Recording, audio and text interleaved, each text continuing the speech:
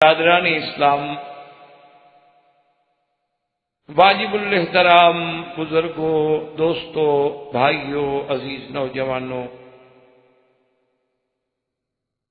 قصص الانبیاء علیہم الصلاۃ والسلام کے سلسلے میں اور ضمن میں ہم نے سیدنا یونس علیہ السلام کا واقعہ مبارکہ سابقہ درس میں پڑھا تھا، اور آج اس درس میں سیدنا موسیٰ علیہ السلام کا ذکر مبارک ہے۔ سیدنا موسیٰ علیہ السلام بڑے شان والے پیغمبروں میں سے ہیں، اولو العزم من الرسل میں۔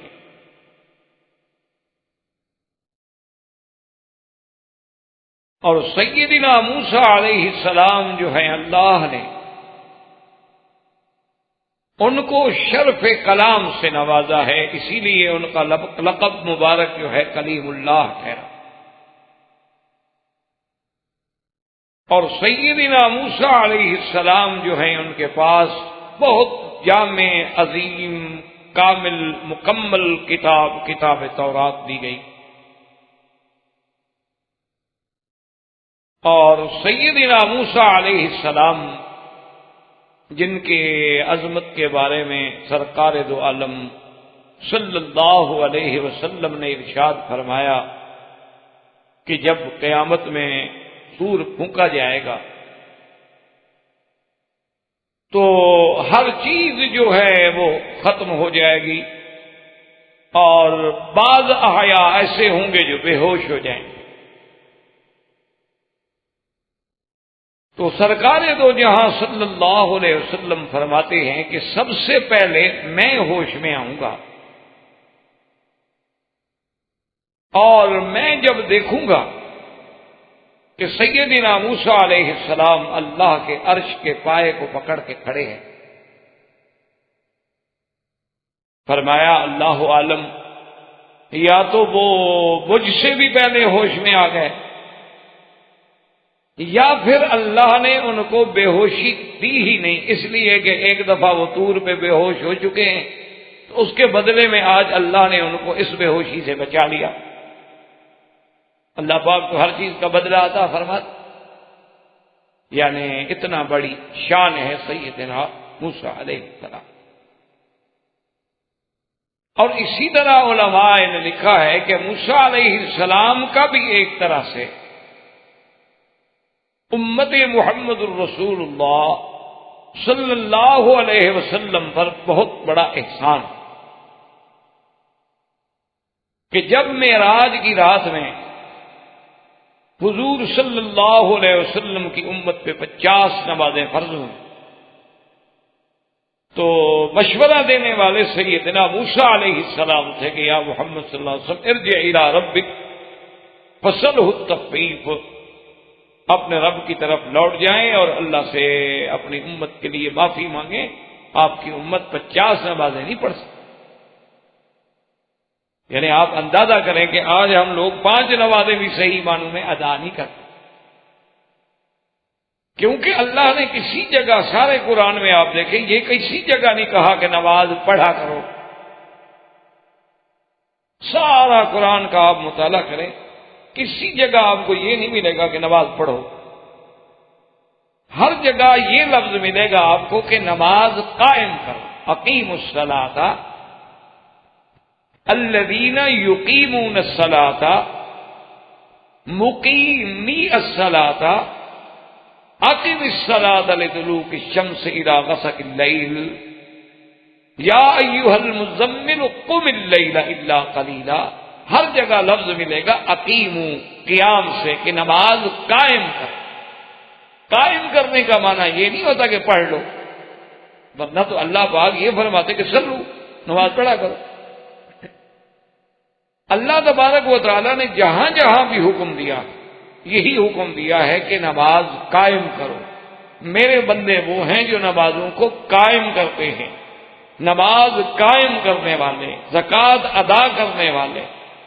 تو قائم کرنے کا معنی یہ ہوتا ہے کہ نماز کو اس کے تمام شروط و ارکان کے ساتھ اپنے وقت میں ادا کرنا، اس کا معنی ہے قائم کرنا۔ یعنی کیا مطلب؟ اگر ایک آدمی عصر کی نماز کے لیے بیٹھا ہے، جب سورج پیلا ہونے لگا تو جلدی جلدی اللہ اکبر کر دیا، نماز تو پڑھی ہوتا ہے لیکن نماز قائم نہیں کی۔ اسی طریقے سے آپ بیٹھے رہے، اپنا اذان ہو گئی ہے ظہر کی، آپ دوستوں کے ساتھ بیٹھے ہیں، یا ویسے وضو کر رہا ہے اور اس کو لمبا کر رہا ہے، اور جناب جب تکبیر ہو گئی اور پہلی رکعت کھڑی ہو گئی اور پھر آگے مل گیا اللہ اکبر، تو یعنی اس میں تھوڑا سا ایک سوچ ہوتی ہے، آدمی کو سوچنا چاہیے۔ مثال کے طور پر آپ جتنا اپنی ڈیوٹی کے لیے اپنے گھر کو نکلنے سے جتنی اہمیت دیتے ہیں، ذرا توازن کریں اپنے دماغوں میں، اپنے دلوں میں، کہ آدمی گھر میں ہے، اس کی بیوی ہے، اس کے بچے ہیں، جو اس کے محبوب ترین چیز ہے، اولاد سے زیادہ انسان کے لیے اور کیا ہو۔ لیکن اگر وہ بچہ بھی دوڑ کے آتا ہے نا باپ کے پاس اور وہ چاہتا ہے کہ مجھے باپ اٹھا لے، تو کہتے ہیں نہیں یار، مجھے ڈپٹی پہ جانا ہے بیٹا، کیا تنگ کر رہے ہو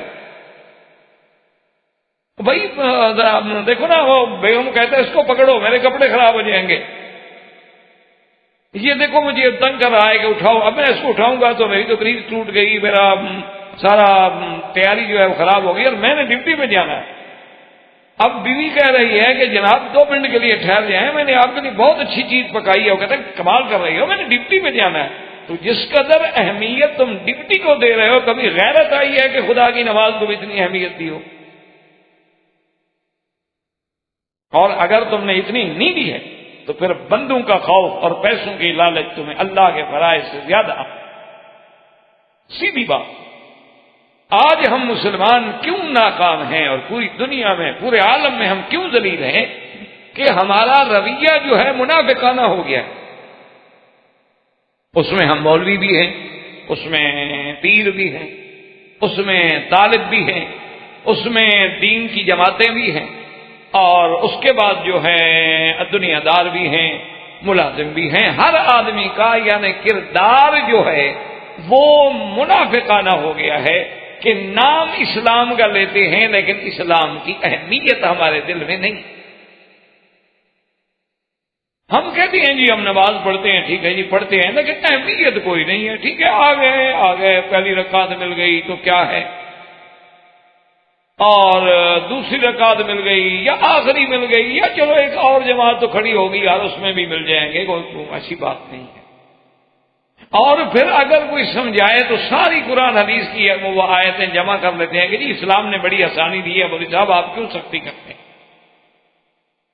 یعنی دین میں آسانی ڈھونڈتے ہیں، ڈپٹی میں سختی ڈھونڈتے ہیں۔ اب خود اندازہ کریں کہ ہمارا اللہ کے ساتھ اور بندوں کے ساتھ کیا معاملہ ہے۔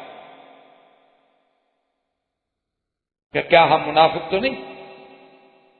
کیا ہم نے کبھی اتنا احساس کیا ہے اللہ کے دین کے فرائض کا جتنی اپنے ایک معاشی مسئلے کے لیے، پیٹ کے مسئلے کے لیے، ایک پیسہ حاصل کرنے کے لیے کہ ہم نے وطن چھوڑ دیا، گھر چھوڑ دیا، اپنا علاقہ چھوڑ دیا، رشتہ دار عزیز اقارب چھوڑ دیے۔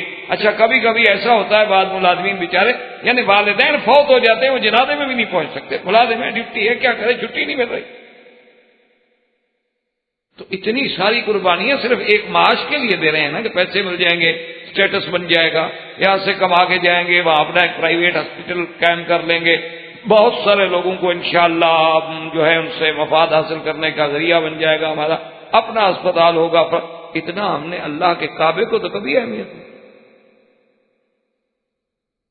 ہم جاتے ہیں یہ مسئلہ ضرور پوچھ رہے تھے، اور جی ہم تو مکے میں رہنے والے ہیں، حضرت ڈپٹی کے لیے گئے تھے، اس لیے ہمارے لیے تو عمرہ ضروری نہیں ہے۔ آپ کے لیے عمرہ تو ضروری نہیں ہے، نوکری پہ واپس آنا زیادہ ضروری ہے۔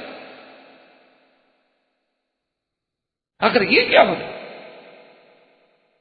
اس لیے ہمیشہ یاد رکھیں، ہمیں اللہ کے قرآن کو پڑھتے ہوئے غور کرنا چاہیے۔ یہ اس لیے قرآن نہیں آیا تھا کہ قصے کہانی کی کتاب ہے ہم برکت کے لیے پڑھ لیں، یا کوئی مر جائے گا تو اس کی قبر پہ جا کے بیٹھ کے پڑھ لیا کریں گے، اس کو ثواب ہوگا، عذاب قبر رفع ہو جائے گا۔ کیوں ہو جائے گا؟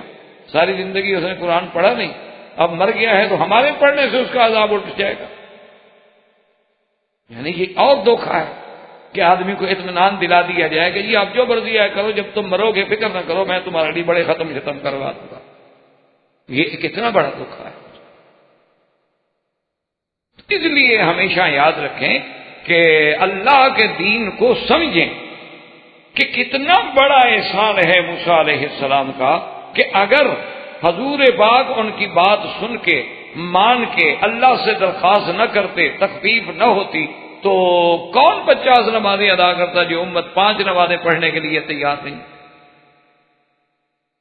اچھا، اور پھر یہ ہے کہ جن کو نماز نصیب ہوتی ہے وہ سمجھتے ہیں کہ ہم نے کو بہت بڑا احسان کیا اللہ میاں پر، کہ دیکھو جی آج میں نے پوری 5 نمازیں پڑھی ہیں، 4 بھی نہیں پڑھی، بڑی مہربانی جناب، اللہ تبارک و تعالیٰ پر آپ کا کتنا بڑا احسان ہے۔ اگر آپ نماز نہ پڑھتے تو اللہ کی عظمت و کبریائی میں کتنا خلل آ جائے۔ ہندو جو نہیں پڑھتے تو اللہ کی خدائی میں کوئی فرق آ گیا، یہود اور نصارہ اور سکھ جو نہیں پڑھتے تو اللہ کی شان اور عظمت میں کوئی کمی آ گئی ہے کہ اگر ہم بھی چند آدمی نہیں پڑھیں گے تو کیا ہو جائے گا۔ اس لیے ہمیشہ سوچیں کہ موسیٰ علیہ السلام کی یہ عظمت ہے، اللہ ان پہ کروڑوں صلاۃ و سلام فرمائے کہ انہوں نے امت محمد مصطفیٰ صلی اللہ علیہ وسلم پہ احسان۔ اور اسی طرح یہ عظمت بھی موسیٰ علیہ السلام کو ملی ہے کہ سرکار دو عالم صلی اللہ علیہ وسلم نے فرمایا کہ آج بھی اگر مجھے اسی جگہ پر لے جاؤ تو میں اپنے بھائی سیدنا موسیٰ علیہ السلام کی قبر مبارک جو ہے پہچان لوں گا۔ حضور نے فرمایا، صحابہ نے پوچھا سرکار کیسے؟ فرمایا جب میں لیلۃ المعراج مجھے جبریل لے کے جا رہے تھے تو ایک سرخ ریت کا ٹیلا تھا، اس کے قریب موسیٰ علیہ السلام کی قبر تھی، اور موسیٰ علیہ السلام بھی اللہ نے مجھے دکھایا، کشف کر دیا کہ وہ اپنی قبر میں نماز پڑھے۔ تو یہ عظمت جو ہے یہ بھی سیدنا موسیٰ علیہ السلام کو، اور اسی طرح یہ عظمت بھی سیدنا موسیٰ علیہ السلام کو ملی ہے کہ آپ کے بھائی کو بھی نبوت ملی، یعنی اللہ نے آپ کو بھی نبی اور رسول بنایا، اور آپ کے بھائی سیدنا ہارون علیہ السلام جو ہیں ان کو بھی اللہ نے نبوت عطا فرما دی، اور حضرت موسیٰ علیہ السلام کی درخواست کو منظور کرتے۔ تو یہ عظمت شان جو ہے یہ بھی سیدنا موسیٰ علیہ السلام کو ملی۔ اور اسی طرح یہ بھی یاد رکھیں کہ سیدنا موسیٰ علیہ السلام صرف نبی اور رسول نہیں تھے، بلکہ اللہ نے آپ کو رسول بنایا، آپ کو نبی بنایا، اور آپ کو حکومت دی، آپ کو حکم دیا، طاقت دی، اقتدار دیا۔ یہ عظمت جو ہے یہ بھی سیدنا موسیٰ علیہ السلام کو دی۔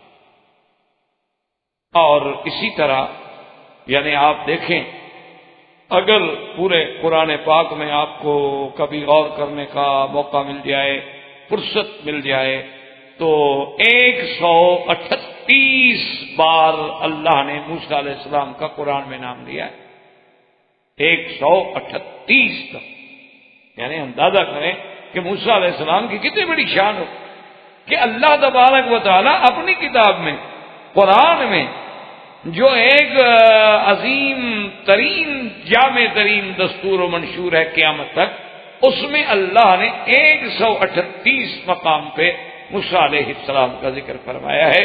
اور اسی طرح آپ دیکھیں گے کہ قرآن پاک کی کتنی صورتیں ہیں، سورۃ البقرہ دیکھیں، سورۃ النساء، سورۃ المائدہ، سورۃ الانعام، سورۃ الاعراف، سورۃ الانبیاء، سورۃ ہود، سورۃ یونس، سورۃ کہف، سورۃ طہ، سورۃ القصص۔ کون سی سورت ہے جس میں موسیٰ علیہ السلام کا ذکر نہیں؟ اللہ نے آپ کو اتنا بڑا شان۔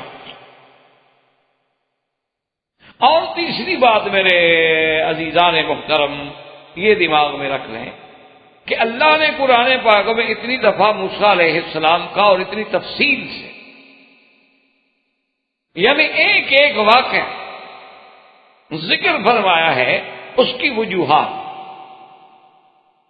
سب سے پہلی وجہ تو علماء نے یہ لکھا ہے کہ ان کی زندگی اور ان کے احوال بعین ہی اسی طرح ہیں جیسے سیدنا محمد الرسول اللہ صلی اللہ علیہ وسلم، کہ جیسے فرعون وقت کا مقابلہ موسیٰ علیہ السلام کو کرنا پڑا، اسی طرح اپنے زمانے کے فرعون کا مقابلہ سیدنا محمد الرسول اللہ صلی اللہ علیہ وسلم کو کرنا پڑا۔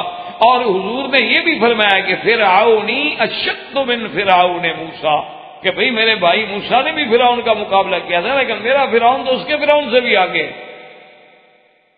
آپ نے فرمایا کہ فرعونی اشد من فرعون موسیٰ، کہ میرا فرعون جو ہے نا، اس کی وجہ یہ ہے نا کہ جو وقت گزرتا ہے آدمی ترقی کرتا ہے نا۔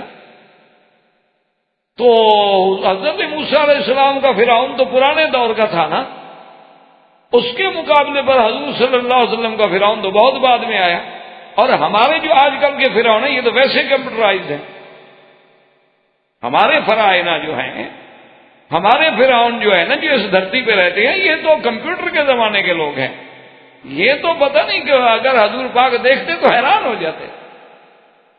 اسی لیے حضرت شاہ ولی اللہ رحمۃ اللہ علیہ نے یہ بات لکھی ہے اپنی کتابوں میں کہ اللہ تو قادر ہے نا، اگر آج حضور کے صحابہ کو کھڑا کر دیں، زندہ کر دیں، اور وہ ہمیں دیکھیں تو وہ حیران ہو کے کہیں گے بھی پتہ نہیں یہ جو کچھ ہیں سب کچھ ہیں لیکن مسلمان نہیں ہیں یہ لوگ۔ اور ہم جب ان کو دیکھیں گے تو ہم کہیں گے بھئی یہ تو انسان بھی معلوم نہیں ہوتے، یہ تو اور کسی دنیا اور سیارے کی مخلوق۔ یعنی ان میں اور ہم میں اتنی تفاوت ہو، اتنی آسمان و زمین کا فرق ہوگا کہ کیونکہ ہمیں وہ دیکھ کے حیران ہوں گے نا کہ نہ لباس میں، نہ شکل میں، نہ صورت میں، نہ سیرت میں، نہ کردار میں، یہ تو کسی طرح بھی اسلام سے نہیں ملتے، تو یہ کیسے مسلمان ہوئے بھائی؟ کیونکہ صحابہ میں تو یہ تصور ہی نہیں تھا نا کہ کوئی لباس غیر اسلامی پہنے،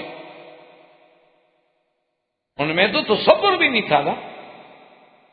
وہ تو کبھی سوچ بھی نہیں سکتے تھے کہ کوئی ایک صحابی کلین شیو ہو، وہ تو کبھی سوچ بھی نہیں سکتے تھے کہ کسی صحابی کے ہاتھ میں سگریٹ ہوگی، یا کسی صحابی کے گلے میں ٹائی ہوگی، یا کسی نے پینٹ پہنی ہوئی ہوگی۔ آج پوری دنیا چیختی ہے نا کہ وہ دیکھو جی وہ مولوی آ گئے ہیں نا، تو وہاں جناب کہتے ہیں وہ یہ طالبان جو ہیں کہتے ہیں جی وہ پیمانے لے کے کھڑے رہتے ہیں، لوگوں کی داڑیاں ناپتے ہیں، جن کی چھوٹی ہو تو ان کو جیل میں بند کر دیتے ہیں کہ جب تک داڑھی بڑی نہ ہو جائے۔ اصل یہ بات نہیں، اصل تکلیف اسلام سے ہو رہی ہے، ورنہ وہ بیچارے کسی کی داڑھی شاڑی نہیں ناپتے۔ وہ یعنی بڑے بڑے لوگ، بڑے بڑے جو بالکل دہریے خیال کے تھے نا، ڈاکٹر جاوید اقبال جیسے لوگ، علامہ اقبال کا بیٹا جو بہت بڑی شخصیت ہے اور جسٹس تک اس نے عہدے بھی حاصل کیے ہیں، وہ جو بالکل اپنے باپ کے نظریات کا بھی مخالف ہے، میرے خیال میں وہ دین کے قریب ہی نہیں آتا تھا۔ ایک دفعہ طالبان کا علاقہ دیکھ کے آیا، آج سب سے بڑا مبلغ ہے ان کا، اس نے کہا مجھے تو اسلام سمجھ آیا ہے، اس نے کہا مجھے تو اسلام آج سمجھ آیا ہے کہ 1450 سال بعد کوئی دنیا میں ایسا خطہ اور ایسے لوگ بھی ہیں جو بے عین ہی وہی اسلام نافذ کریں جو صدیق عمر عثمان و علی نے کیا تھا، اور انہوں نے عملاً کر کے دکھایا ہے۔ یعنی آپ حیران ہوں گے، میرے اپنے ساتھیوں نے بتلایا کہ ہم گئے تجربے کے طور پر، ہم نے ایک مسجد میں نماز پڑھی اور اپنی گھڑی جو تھی میں نے چھوڑ دی، میں نے سنا تھا کہ وہاں امن ہے، کہتے 24 گھنٹے کے بعد میں آیا تو میری گھڑی وہیں رکھی تھی، اور میں نے اٹھانے کا ارادہ کیا تو فوراً ایک نوجوان بچہ سا آیا، اس نے کہا وہ مت اٹھاؤ، میں نے کہا میری ہے، اس نے کہا تمہاری اب کیا دلیل ہے کہ تمہاری ہے، پہلے رپورٹ کرو، ثابت کرو کہ تمہاری ہے، ہم تو کل سے پہرا دے رہے ہیں۔ یہ ابھی یعنی آپ حیران ہوں گے میرے عزیز، یعنی انسان دور کی باتیں سنتا ہے نا، یہ ابھی اپنے اسلام آباد کا یعنی واقعہ ہے، ایک بہت بڑے اچھے آدمی ہیں، بہت شریف آدمی، حاجی صاحب بہت کاروباری آدمی ہیں، ان کی گاڑی، اور گاڑی بھی پجیرو آج کل تو اس کا ایک یعنی حیثیت ہے، وہاں تو 40-45 لاکھ روپے کی گاڑی ہے، تو وہ گاڑی جو ہے چوری ہو گئی۔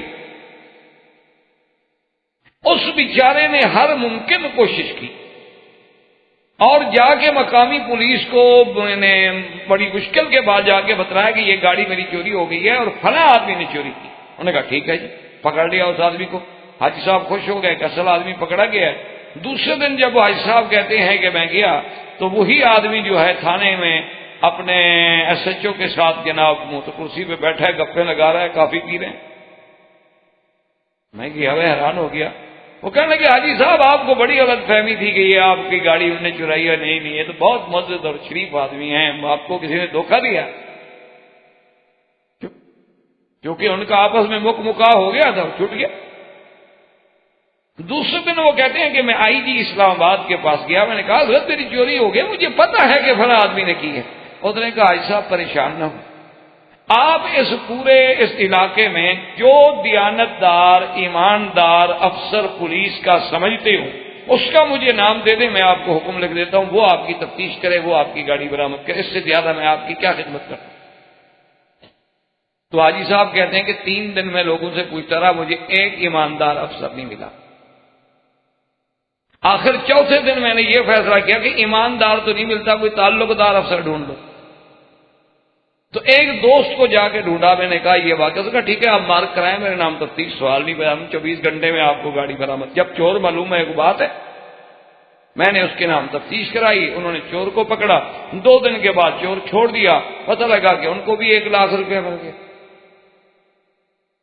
اور مجھے بلا کے کہہ دیا کہ حاجی صاحب آپ کا دماغ کسی نے خراب کر دیا, بڑا شریف آدمی ہے, اس نے آپ کی گاڑی نہیں چرائی. آخر وہ حاجی صاحب کہتے ہیں کہ میرا اتنا بڑا نقصان تھا, میں نے اپنے پرائیویٹ ذرائع سے کوشش شروع کی کہ کسی طرح گاڑی تک پہنچ جاؤں. تو مجھے پتا لگا کہ گاڑی یہاں سے پشاور سے تورخم کے راستے سے وہ تو افغانستان نکل گئی. وہ کہتے ہیں جی میں وہاں بھاگا, وہاں پہنچ کے ایک سفید کاغذ پہ میں نے ان کو درخواست دی کہ میری گاڑی کا نمبر یہ ہے, یہ رنگ ہے, یہ چیسی ہے, یہ ایسے ہے, ایسے ہے, چوری ہو گئی ہے, فلاں بندہ پشاور سے لے کر فلاں تاریخ کو آپ کے ملک میں داخل ہوا ہے, میں بہت پریشان ہوں. انہوں نے کہا جی آپ ہمارے مہمان خانے میں ٹھہریں, آپ 24 گھنٹے ہمیں مہلت دیں. 24 گھنٹے کے بعد حاج صاحب کہتے ہیں میں جب گیا تو چور موجود, گاڑی موجود, ڈرائیور موجود, لانے والا سب کھڑے تھا. انہوں نے کہا جی یہ آپ کی گاڑی؟ ہم نے کہا جی بالکل یہی گاڑی. انہوں نے کہا ان کا فیصلہ کیا ہے ہم نے ہاتھ کاٹنے کا, آپ اگر معاف کرنا چاہیں تو معاف کر دیں, ورنہ ہم نے تو یہ سزا ان کو دینی ہی دینی, باقی یہ اپنی گاڑی ہے لے جاؤ.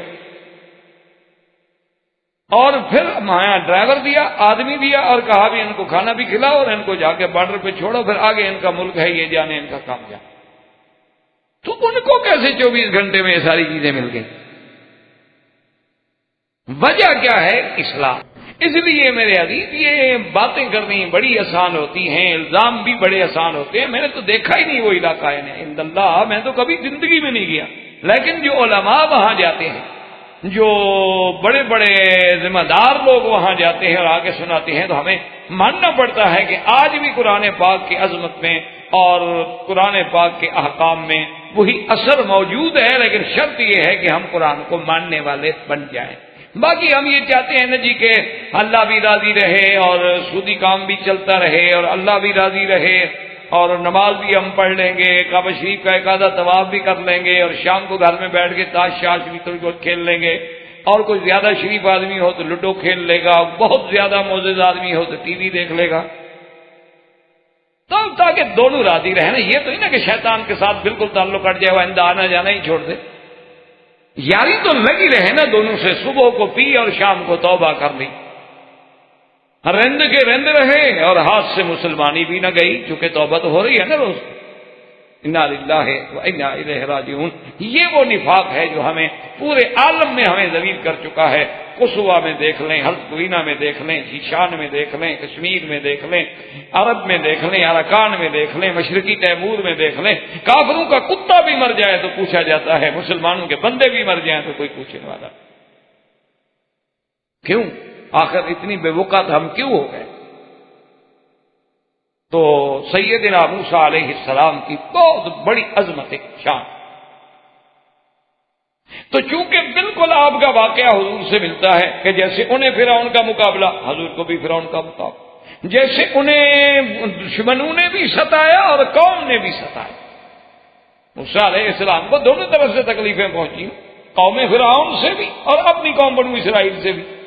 سرکار دو عالم صلی اللہ علیہ وسلم کو بھی دونوں طرف سے تکلیفیں پہنچی کہ باہر کے احزاب نے بھی ستایا اور اپنی قوم قریش نے بھی ستایا. سیدنا موسیٰ علیہ السلام کو جیسے بار بار ہجرت کرنی پڑی, اسی طرح سرکار دو عالم صلی اللہ علیہ وسلم کے صحابہ کو بھی کبھی مکے سے حبشہ، حبشے سے پھر مکہ مکرمہ، مکہ مکرمہ سے پھر حبشہ، حبشہ سے پھر مدینہ منورہ، بے عین ہی وہی واقعات سرکار دو عالم صلی اللہ علیہ وسلم کو بھی پیش آئے۔ اور اسی طرح یاد رکھیں کہ جس طرح یعنی موسیٰ علیہ السلام کے ایسے معجزات جو بالکل ایسے واضح تھے جیسے سورج چمک رہا ہوگا، لیکن قوم نے نہ مانا۔ سرکار دو عالم سیدنا محمد الرسول اللہ صلی اللہ علیہ وسلم کے بھی ایسے کھلے معجزات کہ جس کو ایک معمولی سی عقل والا بھی سمجھ لے، لیکن قوم نے نہ مانا، تو موسیٰ علیہ السلام کے قصے کو سرکار دو جہاں کے قصہ مبارک سے بڑی مشابہت۔ اور اسی طرح یہ بھی دیکھ لیں کہ سیدنا محمد الرسول اللہ صلی اللہ علیہ وسلم جو ہیں آپ بھی ولد اسماعیل یعنی سیدنا ابراہیم کی اولاد، حضور صلی اللہ علیہ وسلم بھی تو ولد ابراہیم ہیں، اور موسیٰ علیہ السلام بھی یعقوب علیہ السلام کے پوتے پوتے ہیں، اور یعقوب علیہ السلام جو ہے حضرت اسحاق، اور حضرت اسحاق حضرت ابراہیم کی اولاد، یعنی اوپر جا کر سلسلہ بھی ایک ہے کہ سرکار دو جہاں بھی دراصل سیدنا ابراہیم کی اولاد ہیں، یعنی آپ کے جد امجد حضرت ابراہیم۔ اسی طرح موسیٰ علیہ السلام کے جد امجد بھی حضرت ابراہیم، کیونکہ موسیٰ علیہ السلام جو ہے حضرت یعقوب کے پوتے اور حضرت یعقوب علیہ السلام کی اولاد میں سے ہیں، تو اس وجہ سے بھی اللہ تبارک و تعالی نے موسیٰ علیہ السلام کے قصہ مبارک کو بڑی تفصیل کے ساتھ قرآن میں متعدد سور مبارک میں ذکر فرمایا۔ ایک اور دوسری بات یہ یاد رکھیں کہ علماء کرام نے لکھا کہ اس واقعے کو موسیٰ علیہ السلام کے قصہ مبارک کو اللہ نے اتنی تفصیل کے ساتھ کیوں بیان کیا؟ انہوں نے کہا کہ اس کی وجہ یہ ہے کہ میرے آقا رحمت للعالمین، رحمت دو جہاں سیدنا محمد الرسول اللہ صلی اللہ علیہ وسلم کی جب بعثت ہوئی، آپ کو نبوت ملی، آپ کا اعلان ہوا، تو آپ کے مقابلے پر جو قومیں تھیں سب سے پہلے مکے میں آپ کا ٹکارا جو ہے مشرکوں سے ہوا، مکے کے کافروں سے، قریش۔ اور جب سرکار دو عالم صلی اللہ علیہ وسلم مدینہ منورہ میں تشریف لے گئے تو مقابلہ کس سے ہوا؟ یہود سے، کہ وہاں یہود جو تھے بڑے زور میں تھے، بنی قریظہ، بنی قینقاع اور بنو نذیر، اور تو اس لیے، اور یہ سب یہودی جو تھے یہ کون تھے؟ یہ اپنی نسبت کرتے تھے سیدنا موسیٰ علیہ السلام کے ساتھ کہ ہم تو جی صاحب تورات ہیں، ہم تو اہل کتاب ہیں، ہم تو موسیٰ علیہ السلام کو ماننے والے ہیں۔ آج بھی یہودیوں سے پوچھ لیں، وہ کہتے ہیں بھی ہم تو بالکل اہل کتاب ہیں، اور ہم اپنی کتاب پہ اتنے پکے ہیں، یعنی واللہ ہے میں اللہ کے گھر میں مسجد میں بیٹھا ہوں حرم میں، مجھے افسوس سے دکھ سے یہ بات کہنی پڑتی ہے کہ یہود اپنے اس کتاب کے بعض اصولوں پہ اتنا پکا ہے، یعنی آج بھی، یعنی آپ یہ تصور نہیں کر سکتے کہ کوئی یہودی کوئی بکری یا بھیڑ یا دمبا یا مرغی ایسی اپنے کھانے میں استعمال کر لے گا جس کی ذبح کا اس کو یقین نہ ہو، سوال نہیں پیدا، سوال ہی پیدا نہیں ہوتا۔ یعنی آپ حیران ہوں گے کہ بڑے بڑے ذمہ دار لوگ جو ہیں نا یا لائن کے بڑے بڑے قسم کے جو یعنی ان کے جی ایم لیول کے لوگ ہوتے ہیں یا ڈائریکٹرز ہوتے ہیں، وہ ہمیں سفر میں مشورہ دیتے ہیں کہ بھئی اگر کوئی ایسی بات ہو آپ لکھ دیا کریں کوشش، اطمینان سے کھائیں، اہل کتاب کا ذبیحہ ہے۔ پورے یورپ میں آپ جائیں، پورے امریکہ میں آپ جائیں، پوری افریقہ میں آپ جہاں مرضی آئیں جائیں، اگر اس ملک میں یہودی رہتا ہے تو بڑی بڑی سپر مارکیٹیں ہیں، ان میں اس کا کھانے کا بالکل سیکشن الگ ہے، وہاں آپ کو ہر چیز جو ہے وہ ملے گی، ذبیحہ ہوگا، اور اس میں خنزیر کی چربی بھی نہیں ہوگی، ان کے بسکٹ الگ ہوں گے، ڈبل روٹی الگ ہوگی، ان کے جناب جتنے استعمال کرنے کی چیزیں ہیں، مثلا یہ ہیئر کریم ہے، کریم ہے چہرے کی، یہ وہ، یعنی جن میں شبہ ہو سکتا ہے کہ اس میں ہو سکتا ہے کہ خنزیر کی چربی ہو، وہ سوال پیدا نہیں ہوتا کہ وہ استعمال کریں۔ اور ہمارے تو ماشاءاللہ پڑھے لکھے لوگ جو ہیں اپنے گھروں میں قیمتی سے قیمتی میک اپ کا سامان لے آتے ہیں نا، بڑی مشہور کمپنیوں کا، روشاس کا، الزبتھ آرڈن کا، جس میں 100% خنزیر کی چربی ہوتی ہے، 100%، 90% بھی نہیں۔ اسی لیے ان کے آپ نے دیکھا ہوگا نا کہ ان کا جو کلر ہوتا ہے وہ بڑا رہتا ہے، ظاہر نہیں ہوتا جلدی، کیونکہ اس میں لازم الکحل ہوتا ہے، الکحل کا جب تک ٹچ نہ ہو رنگ رہ نہیں سکتا۔ اسی لیے آپ جتنے بیوریج بناتے ہیں نا مسلمان، تو آپ ابھی دیکھیں گے تو سارے بچوں کا منہ بھی لال پیلا ہو جائے گا شربت کے رنگ میں، لیکن پیپسی کا ان کا رنگ نہیں چڑھتا آپ کے کپڑوں۔ وجہ کیا ہے؟ اس میں پیپسین ہوتا ہے، اس میں الکحل ہوتا ہے۔ لیکن ہم نے تو کبھی خیال نہیں کیا نا، اس لیے کہ دیکھیں جی اپنا گوشت اگر لیں تو 25 ریال کلو، اور باہر کا گوشت ملتا ہے 8 ریال کلو، چاہے مردہ جانور کا ہو چاہے کسی بلا کا ہو، ہمیں کیا ملتا تو 8 ریال کا ہے۔ ہمیں تو جو سستا ملے، ہم نے کہا مجھے، ہم نے ہوٹل کھولا ہے جناب، ہم نے 10 ریال کی پلیٹ دینی ہے، 25 ریال کلو والا گوشت لے کر 10 ریال کی پلیٹ دیں، ہم تو ختم ہو گئے، اس لیے ہم 8 ریال والا کیوں نہ لیں۔ اچھا مسلمان بھی سمجھتے ہیں یار بوٹیاں اس میں بہت ہیں، اچھا حرام ہے حلال ہے، بسم اللہ تو پڑھ رہے ہیں نا یار، خدا کے گھر میں حلال ہی آیا ہوگا جی، اور جی مکے مدینے میں حرام بھلا کہاں سے آ سکتا ہے؟ بھئی ابو جہل تمہارے ملک میں رہتا تھا، جی مکے مدینے، اور اللہ کے بندے ہر جگہ شیطان کے چھوٹے چھوٹے ذریت کام کرتی ہے، یہاں خود بڑا ابلیس کام کرتا ہے، یہ مرکز ہے، یہ اسلام کا دارالخلافہ ہے، یہاں ہمیں گمراہ کرنے کے لیے وہ خود خبیث خود کام کرتا ہے۔ باہر تو اس کو پتا ہے کہ ایک چھوٹا سا بھیج دیں گے، ایک بچہ سا بھی جنوں کا شیطانوں کا تو کافی ہے ان کو تو آگے لگانے میں، ان کا کیا ہے، یہ تو ایسی قوم ہے سبحان اللہ، ان سے 11ویں منواؤ تو تیار ہیں، ان کو حضرت حسین کی شہادت سناؤ رونے کے لیے تیار ہیں، یزید کی بہادری اور صفائی میں تقریر کر دو تو یہ نعرے مارنے کے لیے تیار ہیں، باقی یزید بے گناہ تھا۔ اس قوم کا کیا ہے؟ یہ بڑے لوگ ہیں سخت کہ ماننے پہ آئے تو صدیق بن گئے اور انکار کیا تو ابو جہل بن گئے، یہ ڈھل مل نہیں ہے درمیان میں، کبھی ادھر کبھی ادھر کبھی ادھر کبھی ادھر، یہ نہیں، اس لیے یہاں وہ بدبخت خود کام کرتا ہے۔ اسی لیے آپ سارے، یہ میں ایسے نہیں کہہ رہا، قرآن و حدیث کی روشنی میں کہہ رہا ہوں، جب حضور صلی اللہ علیہ وسلم کے بارے میں مشورہ ہوا قرآن میں وَإِذْ يَمْكُرُ بِكَ الَّذِينَ كَفَرُوا، تو شیطان جو ہے ایک نجدی شیخ کی شکل میں بزرگ بن کے آگے سردار بن کے شریک ہو گیا، وہ خود آیا۔ جب بدر کا موقع آیا تو ابو جہل کے ساتھ خود چلا، کسی اور کو نہیں بھیجا۔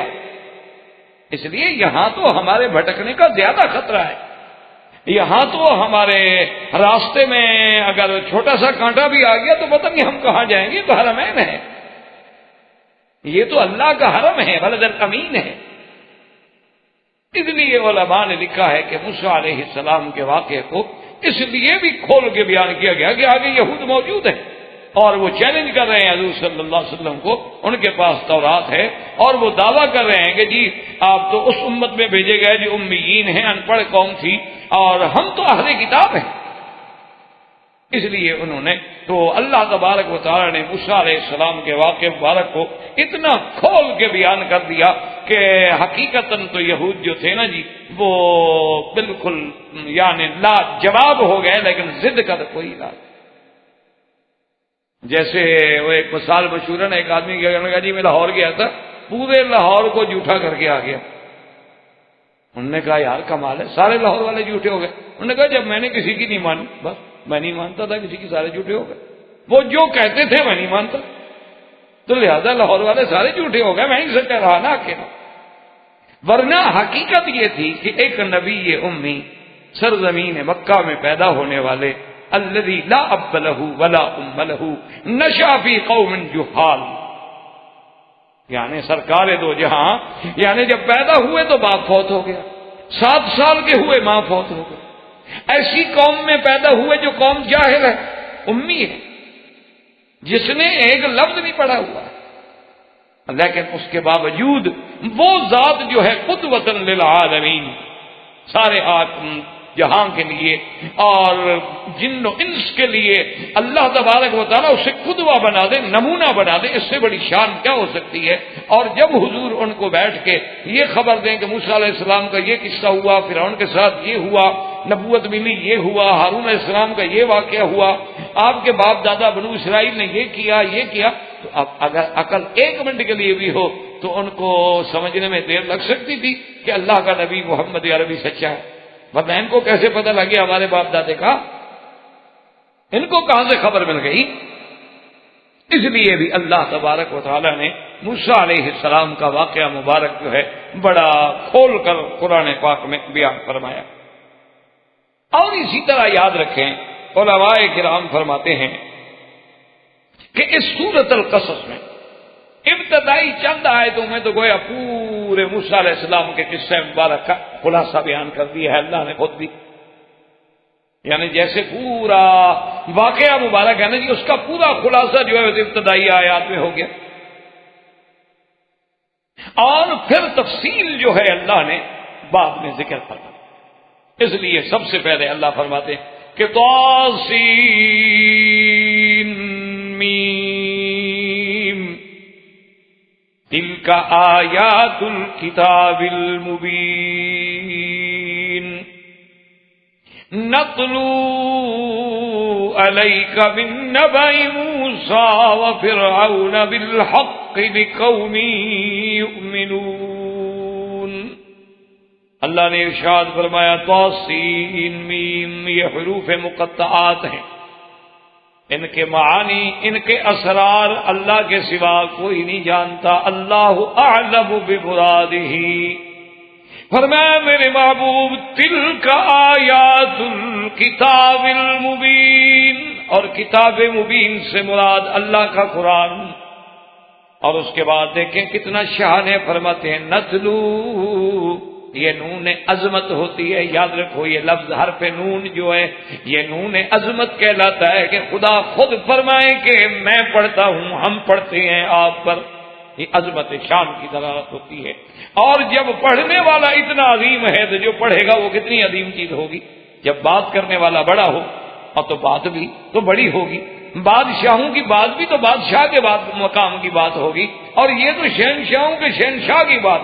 اس لیے جہاں جہاں نون آئے گا یاد رکھیں، جیسے اللہ نے فرمایا وَسَنُقْرِئُكَ فَلَا تَنسَى إِلَّا مَا شَاءَ اللَّهُ إِنَّهُ يَعْلَمُ الْجَهْرَ وَمَا يَخْفَى وَنُيَسِّرُكَ لِلْيُسْرَى، وہاں بھی نون ہے، وَنُيَسِّرُكَ لِلْيُسْرَى۔ یا جیسے فرمایا اِنَّا نَحْنُ نَزَّلْنَا عَلَيْكَ الْقُرْآنَ، اِنَّا نَحْنُ نَزَّلْنَا، یہاں بھی اللہ فرماتے ہیں کہ نتلو علیک، ہم پڑھیں گے آپ پر محمد مصطفیٰ، ہم نے پڑھا آپ پر کیا، من نبأ موسیٰ وفرعون بالحق لقوم یؤمنون۔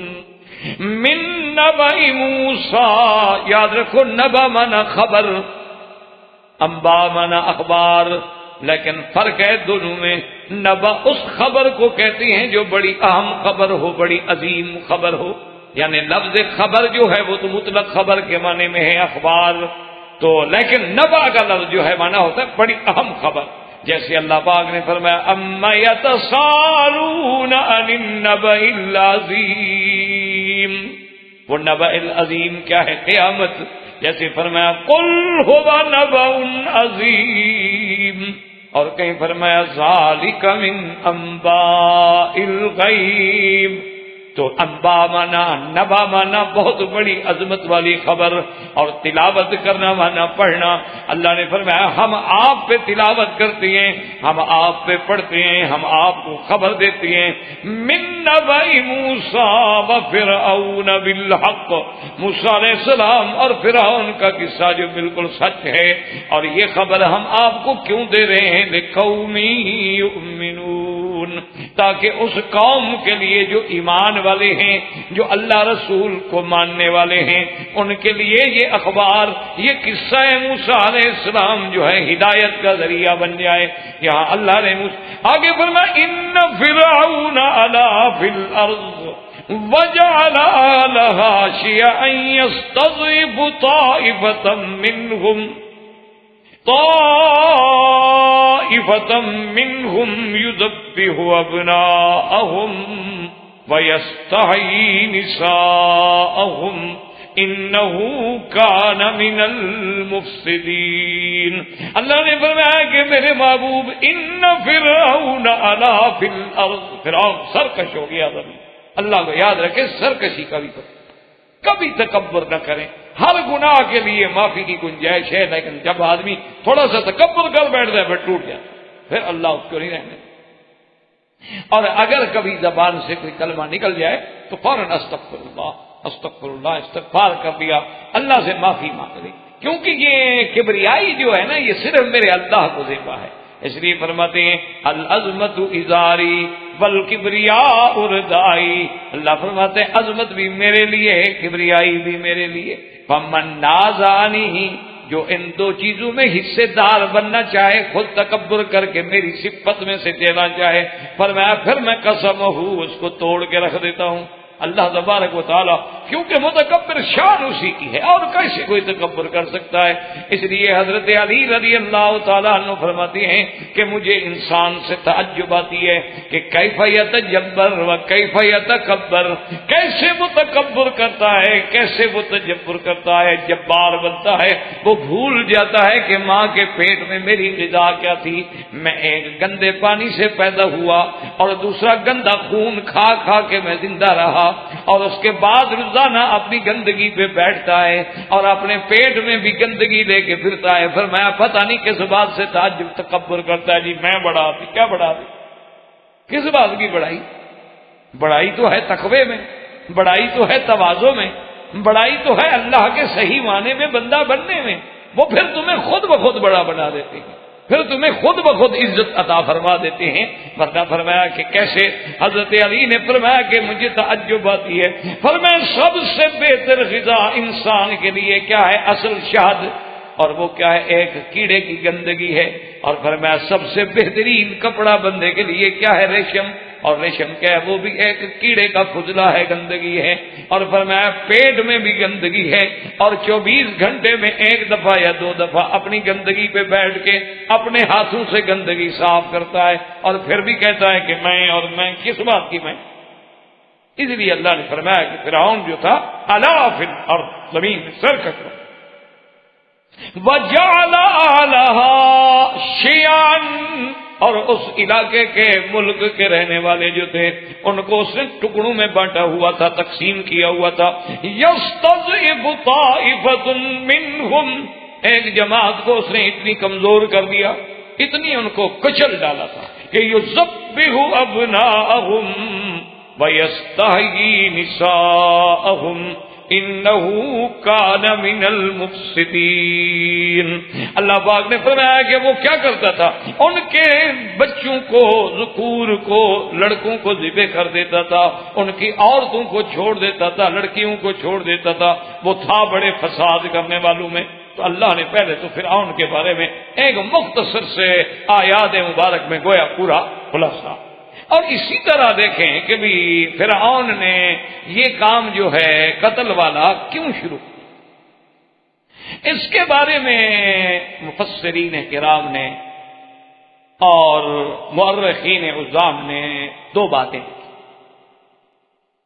ایک بات تو یہ ہے کہ آپ نے پہلے سیدنا ابراہیم علیہ السلام کے قصے مبارک میں پڑھا تھا کہ وقت کے بادشاہ نے آپ کی بیوی جو تھی، بی بی سارہ، ان کو طلب کر لیا، کیونکہ وہ بڑا بد فطرت بادشاہ، اور وہ بادشاہ جو تھا اس نے سیدنا ابراہیم علیہ السلام کی زوجہ محترمہ سیدہ سارہ، بی بی سارہ پہ نعوذ باللہ بری نظر ڈالی، ہاتھ ڈالنے کی کوشش کی۔ بی بی صاحبہ نے دعا مانگی، اس کو شلل ہو گیا، جسے فالج آپ کہتے ہیں، تو وہ بالکل بند ہو کے کھڑا ہو گیا، آپ حرکت ہی نہیں کر سکتا۔ وہ سمجھ گیا، اس نے بی بی سارہ سے استدعا کی کہ آپ مجھے معاف کر دیں، میں آئندہ ایسی حرکت نہیں کروں گا۔ آپ نے دعا کی، معاف کر دیا، ٹھیک ہو گیا۔ اس نے پھر بری نیت کی، پھر وہی حملہ ہو گیا۔ آخر خلاصہ یہ ہے کہ بہرحال وہ اپنی اس بری نیت سے ناکام ہو گیا، نامراد ہو گیا۔ بی بی سارہ جو تھی باعزت طریقے سے حفاظت کے ساتھ واپس تشریف لے۔ جب سارا واقعہ آپ الحمدللہ پڑھ چکے ہیں تفصیل کے ساتھ، سیدنا ابراہیم علیہ السلام کو سارے واقعے کا پتہ چلا، تو اصل میں وہ کہتے ہیں کہ یہ بھی وہی فرعون تھا فرعون مصر تھا، لیکن یاد رکھیں کہ فرعون تو لقب ہے، ورنہ فرائنہ تو کئی آئے، جیسے ریان آیا، ولید آیا، رامسس آیا، رامسس سوم آیا، رامسس ثالث آیا، پھر اس کے بعد من فتح آیا، یہ سب فرائنہ کہلاتے تھے۔ تو اس لیے لفظ یہی ہوتا ہے کہ فرعون فرعون فرعون، چونکہ یہ ان کا لقب تھا۔ جیسے حبشہ کے لوگ جو تھے، جو بادشاہ بنتا نجاشی کہلاتا، اسی طرح جیسے فارس کا علاقہ تھا وہ کسرا کہلاتے، اور روم والے جو تھے وہ اپنے آپ کو کیسر کہلاتے تھے، کسرا، کیسر، یہ سارے پرانے بادشاہوں کے لقب۔ تو سیدنا ابراہیم علیہ السلام نے پیشین گوئی کی اور آپ نے فرمایا کہ میری نسل میں، میری اولاد میں ایک اللہ ایسا بچہ پیدا فرمائیں گے کہ جو فرعون کی تباہی و بربادی اور اس کے اقتدار کے خاتمے کا ذریعہ بنے۔ سیدنا ابراہیم علیہ السلام نے یہ بات بطور پیشین گوئی فرمائی۔ اب یہ پیشین گوئی کافی عرصہ گزر گئی، لیکن کتابوں میں آ گئی، چلتے چلتے چلتے وہ فرعون کے پاس پہنچی، تو اس نے اپنے جو اس وقت کے اس کے احبار و رہبان تھے، کاہن تھے، صاحب تھے، منجمین تھے، اصحاب فلکیات تھے، ان کو بلایا کہ بھئی اب کیا کریں۔ آخر وہ لوگ سمجھتے تھے چاہے نہ مانتے ہو، دیکھو نا جی، سچی بات تو سچی ہوتی ہے نا، آدمی کبھی ضد میں آ کے نہیں مانتا، لیکن جب گھر میں جا کے تجزیہ کرتا ہے، کہتا ہے یار مولوی کی بات تو ٹھیک تھی، ہم ویسے بات تو ٹھیک، چاہے اس کو بری بھی لگے، لیکن جب گھر بیٹھ کے تجزیہ کرے گا، جب ٹھنڈے دل سے بیٹھ کے اس پہ غور کرے گا، وقتی طور پہ تو اسے لگتا ہے یار میری توہین ہو گئی، مجھے ایسے کہہ دیا گیا، تو لیکن جب گھر میں بیٹھ کے تجزیہ کرتا ہے کہ بھئی بات تو ٹھیک ہے، ہم اگر ایک طرف صحابہ کی زندگی رکھیں، ایک طرف اپنی زندگی رکھیں، تو ہمارا کتنے % اسلام بنتا ہے؟ کبھی اس پرچے کو بھی تو حل کرنے کی ہم کوشش کریں۔ اچھا، اسی طرح جب پیشین گوئی آئی نبی سے تو گھبرا گئے، انہوں نے کہا کہ ابراہیم الخلیل کی یہ پیشین گوئی ہے تو اس کو دیکھنا چاہیے۔ تو اس کے جو اس زمانے میں یعنی معاون تھے، اس کے رہبان، سہرا، علماء جو تھے، انہوں نے کہا جی ایک حل ہم بتاتے ہیں، آپ ایسا کریں کہ ان کی نسل کا تعلق تو بنو اسرائیل سے ہے، وہ ان کی نسل ہے، حضرت یعقوب ان کی اولاد ہے، ہم قبطی تو ان کی نسل میں نہیں ہے، تو ان کی نسل میں آپ ایک فیصلہ کر دیں کہ جو بچہ پیدا ہو اس کو قتل کر دیا جائے، نہ کوئی بچہ پیدا ہونے دیں گے اور نہ کوئی آ کر ہمارا ملک چھینے گا۔ تو بعض علماء نے لکھا کہ اس نے اس لیے یہ حکم جاری کر، اور بعض علماء نے ایک دوسرا واقعہ لکھا ہے اور اس کو بعض صحابہ رضوان اللہ علیہ اجمعین نے بھی اپنے روایات و آثار میں نقل فرمایا۔ وہ یہ ہے، وہ کہتے ہیں کہ فرعون نے خواب دیکھا کہ خرجت نار من بیت المقدس، کہ ایک آگ ہے جو بیت المقدس سے نکلی ہے، اور اس نے آ کر مصر میں جتنے قبطیوں کے گھر ہیں، محل ہیں، وہ سب کے سب جلا دیے، لیکن بنو اسرائیل کے جتنے گھر ہیں وہ محفوظ ہیں، ان کو آگ نہیں جلا رہی۔ تو جب اس نے یہ خواب دیکھا وہ گھبرایا، اور اس کے بعد اس نے اپنے اس دور کے جو ان کے راہب تھے، علماء تھے، جو مولوی تھے، پادری تھے، پنڈت تھے، ان کو بلایا، کہا کہ میں نے یہ خواب دیکھا، اس کا کیا کریں؟ انہوں نے کہا کہ جناب اس کا تو اب حل یہی ہو سکتا ہے، یہ علامت ہے اس بات کی کہ بیت المقدس کی جانب سے یعنی اس طرف سے کوئی ایسا آدمی آئے گا جو قبطیوں کی ہلاکت کا ذریعہ بنے گا، ان کو جلا ڈالے گا اور بنو اسرائیل بچ جائیں گے۔ اس نے کہا اس کا حل کیا ہے؟ اس نے کہا اس کا حل یہ ہے کہ جتنے بنو اسرائیل کے بچے پیدا ہوں ان کو قتل کر دیا۔ تو انہوں نے یہ آرڈر جو ہے جاری کر دیا۔ یہ دو دلائل کا ذکر کیا گیا ہے اپنا یعنی فرعون کا، جس کو قرآن خود کہتا ہے کہ یذبح ابناءہم، بنو اسرائیل کے بچوں کو ذبح کرتے تھے اور ان کی اور لڑکیوں کو چھوڑ دیتے، زندہ رہنے دیتے۔ اور بعض علماء نے فرمایا کہ اس کی وجہ یہ تھی کہ اس نے چونکہ بنو اسرائیل کو بہت زیادہ عذاب میں مبتلا رکھا، اور جتنے حقیر کام ہوتے تھے، جی روڈ بنانا ہے، سڑک بنانا ہے، صفائی کرنی ہے، حمامات ہیں، گھر کے گندے کام ہیں، وہ سب بنو اسرائیل کریں۔ اور جتنے معزز کام ہیں وہ سارے قبطی کریں۔ اس وجہ سے اب اس کی جنگیں ہو رہی تھی اپنے دشمن ملکوں سے۔ اس بنا سے بھی بعض علماء نے لکھا کہ ایک سبب یہ بھی اس کے دماغ میں تھا کہ کبھی بنو اسرائیل اتنی طاقت میں نہ آ جائیں کہ میرے دشمنوں سے مل گئی، یہ میرے لیے اندرونی طور پر مشکلات پیدا کر دیں۔ چلو ایک تو ان پہ دہشت مسلط رہے گی، اور دوسرا ان کا اتنا اب عدد بڑھنے ہی نہیں دیں گے۔ جب ان کے جوان مارے جائیں گے تو عورتیں کیا کریں؟ تو بعض علماء نے لکھا کہ اس کے دماغ میں ایک بات یہ بھی، اور اسی طرح بعض علماء نے لکھا ہے کہ اس کے دماغ میں دراصل یہ بات بھی تھی کہ جس قوم کے جوان ہی مارے جائیں، عورتیں ہی رہ جائیں، تو پھر اس قوم کا کیا حال ہوتا ہے؟ شوکت ہی ختم ہو جاتی، عزت ہی ختم ہو جاتی، عظمت ہی ختم ہو جاتی۔ کہ جن کے جوان مار دیے جائیں، صرف عورتیں بچ جائیں، تو اب تو بیچاری کیا ہے، بے وارث ہیں، ان کے سروں پہ تو کسی کا سایہ ہے نہیں، پھر ان کے ساتھ جو بھی جو چاہے زیادتی کرتا پھرے۔ اس لیے یہ سارے وسائل، یہ سارے ماحول، یہ سارے حالات پیدا ہو گئے۔ اس لیے فرعون نے آرڈر جاری کر دیا کہ بنو اسرائیل پر نگرانی رکھی جائے، اور روایات میں موجود ہے کہ دایا عورتیں جو تھیں، قوابل جو تھیں، قابلہ جو تھیں، ان کو بھی حکم دیا گیا کہ ہر عورت پہ نظر رکھو، جو عورت حاملہ نظر آئے اس کے ولادت کے وضع حمل کے دنوں کو نوٹ کرو، اور پھر نگرانی کرو کہ اس کے ہاں کیا پیدا ہوا ہے۔ اگر لڑکا پیدا ہو تو قتل کر دو، اور لڑکی پیدا ہو تو چھوڑ۔ اسی کے بعد کچھ روایات یہ آتی ہیں کہ جب متواتر قتل ہو گیا، اب جناب سال میں جتنے بنو اسرائیل کے بچے پیدا ہوں قتل ہو جائیں، تو بعض لوگوں نے فرعون سے کہا کہ جی آپ یہ تو کر رہے ہیں، ٹھیک ہے، آپ ایک بچے سے بچنے کے لیے یہ سارا اہتمام کر رہے ہیں، لیکن بنو اسرائیل کی جو قوت ہے، جو عددی قوت ہے، جو مین پاور ہے، وہ بھی تو ختم ہو رہی ہے نا، پھر ہمارے کام کون کرے گا؟ بھئی ان کے بوڑھے تو بوڑھے ہو گئے، وہ تو کام کرنے کے قابل نہیں۔ اچھا، جو جوان ہیں بوڑھے ہوتے جا رہے ہیں، اب جو پیدا ہونے والے ہیں ان کو آپ مار دیتے ہیں، تو پھر ہمارے لیے کون ہوگا جو ہمارے کام کرے؟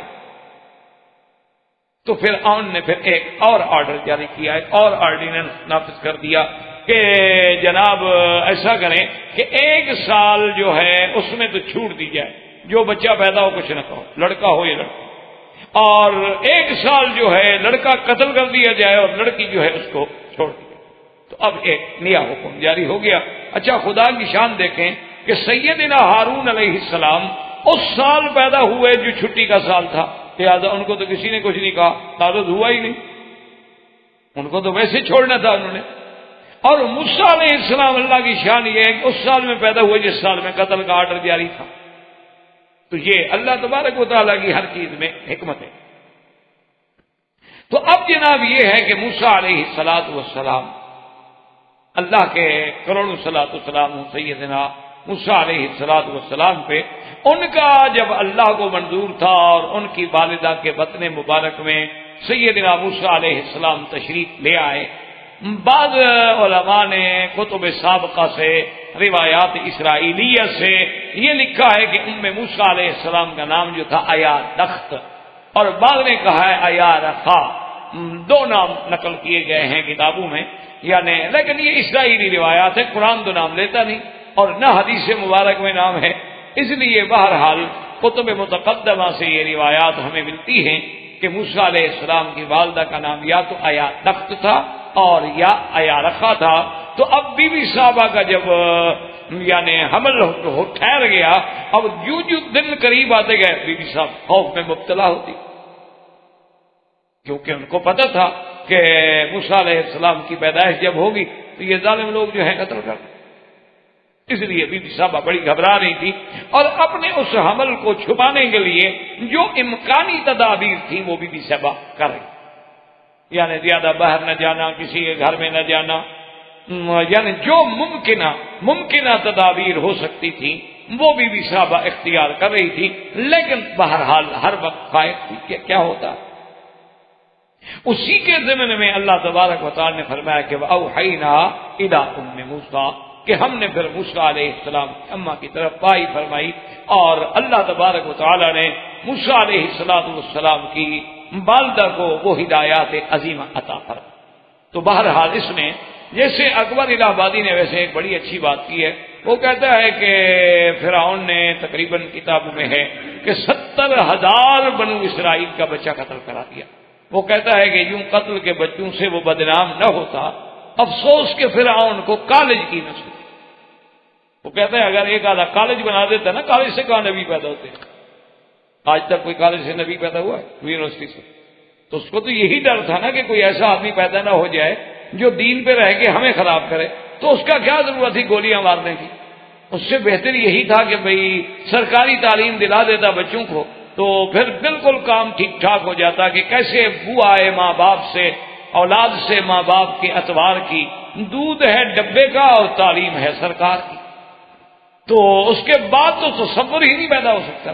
اور جو سب سے قیمتی دودھ ہیں، آپ ڈاکٹر لوگ ہیں ذرا پڑھ لیا کریں کہ اس میں کیا کیا ہوتا ہے، یہ ذرا آپ تحقیق کر لیں۔ جو سب سے مہنگا ہو نا اسی کو چیک کریں، جو سب سے سستا ہو سکتا ہے کہ ان بلاؤں سے خالی ہو، لیکن جو زیادہ سے زیادہ قیمتی ہوگا نا جی، جیسے وہ ہمارے ایک مولوی صاحب ہیں، ابھی زندہ ہیں ماشاءاللہ، وہ کہتے تھے مکی صاحب جب آگے کوئی لفظ شریف کا لگے نا تو ڈرا۔ میں نے کہا کہ انہیں آخر سے ایک قبر شریف، 11ویں شریف، عرس شریف، چیلم شریف، خیرات شریف، صدقہ شریف، انہوں نے کہا جہاں جہاں یہ آگے لفظ لگ جائے نا سوچو کہ کوئی بدعت آئی، سمجھو کہ کوئی چیز آ رہی ہے، ورنہ یہ اور تو کسی کو نہیں کہتے شریف۔ یہ سارا شرف ان کے لیے لگایا ہے جو سنت کے خلاف ہے۔ تو بہرحال اللہ تبارک و تعالیٰ کی شان ہے، اللہ فرماتے ہیں کہ ہم نے موسیٰ علیہ السلام کی والدہ کی طرف وحی کی، زندگی رہی انشاءاللہ تو بات باقی۔ وآخر دعوانا الحمدللہ رب العالمین۔